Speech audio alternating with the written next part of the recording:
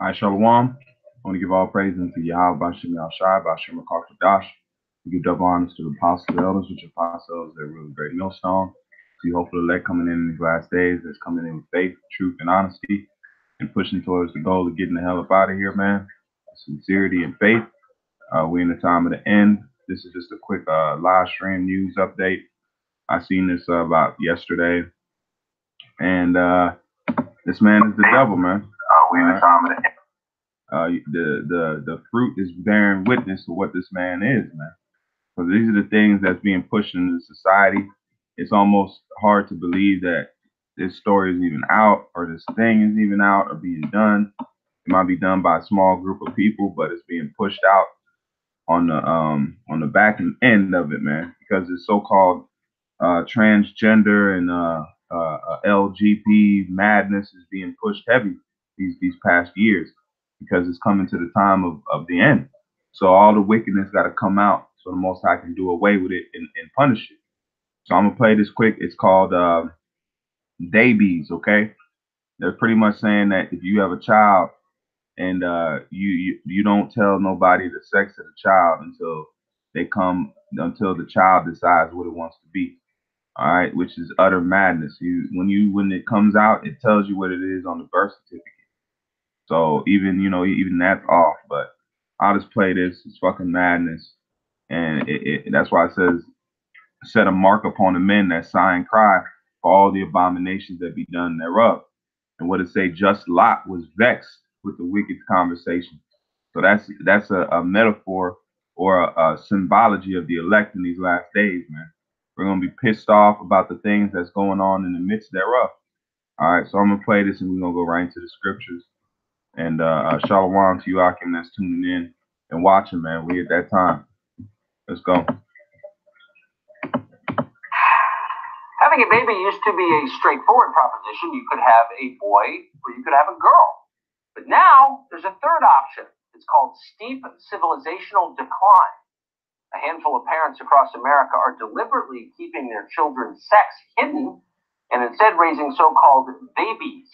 The idea is that only the children themselves should be able to decide whether they are boys or girls, without any of that pesky biological reality getting in the way.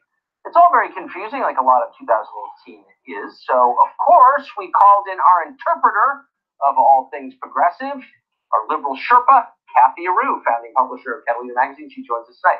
So, Kathy, goes without saying before this, of course, yeah, but doesn't this mean if you're going to raise a baby, how would you be able to change your child's diaper? Because the second you change the diaper, of course, you'd no longer be able to pretend that there was a question about whether this was a boy or a girl. You would know.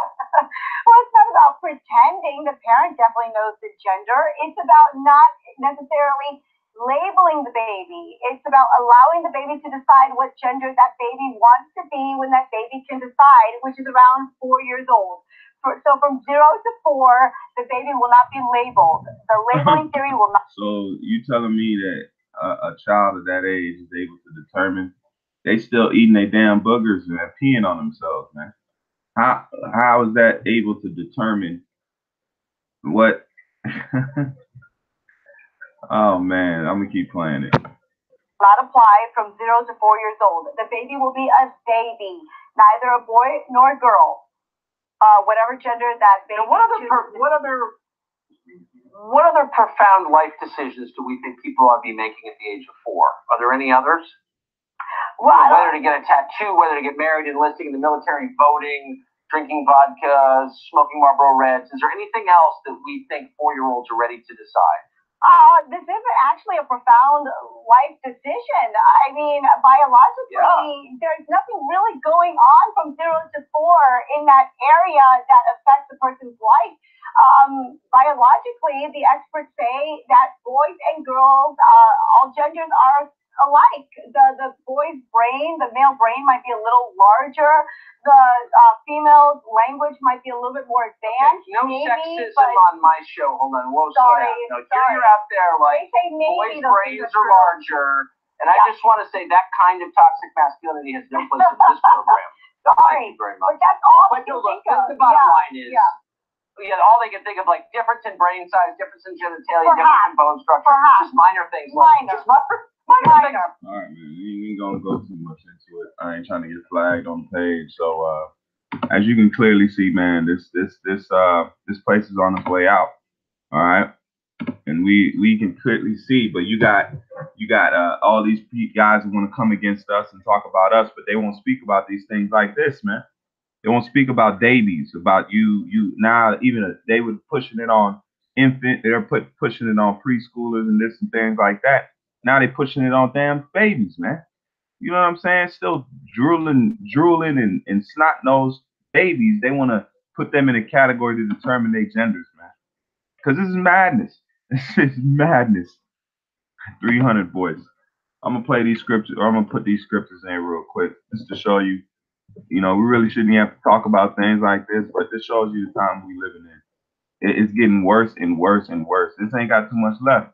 It's 2 Timothy 3 and 13.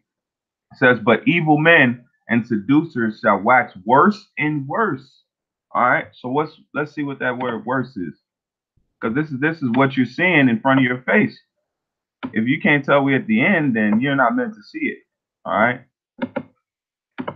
The word there for "worse" is epe, and it says upon, on, at, by, before a position, or on, by, against, on, across, against. They're getting worse and worse on this, on the subject of sin, man. They're diving deeper into it and digging their graves deeper and deeper. All right, and it says, "And evil men and seducers shall wax worse and worse, deceiving and being deceived." Okay, this society's beginning just being deceived by you can do what you want. The laws of the Lord are there, man. That's the main physical law. If you come out with a rod, you're a dude. You come out with not a rod, you're a girl. Simple fact. That's how it goes, man. Verse 14, "But continue thou in the things which thou hast learned and has been assured of knowing of whom thou hast learned them, has learned them." Okay, and that's keeping to the straight and narrow, not deviating like other guys that fall out of the truth. They deviate. They go into all other different type of things, man. Okay, the truth, the yoke is easy. You just stay on the path and hope for the best, man. Hope that Yahweh Shem has mercy, man. This is 2 Thessalonians 2 and 3. "That no man deceive you by any means, for that day shall not come, except there come a falling away first, and that man of sin be revealed." The man of sin, what is sin? Breaking of the law. All right? It tells you in the law that a man shall not put on a woman's garment, and vice versa. And what do you have in the society? The same exact thing. You have all types of things that break the law. This is the man of sin. It says the son of perdition, the son of destruction. He's meant to be destroyed. You pushing this in your society, you got the power to stop it. You got the power to say, look, if your gender is what you are, we ain't worrying about what you think you are. Don't matter, man. Okay? But he's not pushing that. "Who opposeth and exalteth himself above all that is called the Most High, or that is worshipped, so that he as the Most High sitteth in the temple of the Most High, showing himself that he is the Most High." And then jump to verse 8, and it says, "And then shall that wicked be revealed, whom the Lord shall consume with the spirit of his mouth." And what's the spirit of his mouth? The prophets, man. That's how you know that if you're on the side of Yahweh Shem Shai, you're going to be speaking against these things, because we're in the stead in the spirit of his mouth. The mouth is his prophets. It says, "And shall destroy with the brightness of his coming." All right, when these missiles start peppering the planet Earth, you're gonna see that you weren't supposed to commit these acts. All right, you're gonna see that, man, firsthand. We're gonna see what is the reward of the wicked.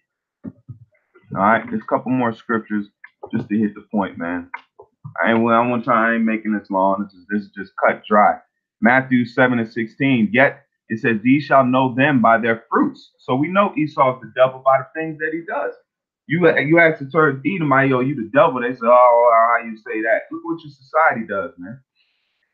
Look at what it pushes. It's not pushing the law of the Lord. It says, "In God we trust," but what is it doing? Everything against what the Most High says. It says, "Do men gather grapes of thorns or figs of thistles?" No.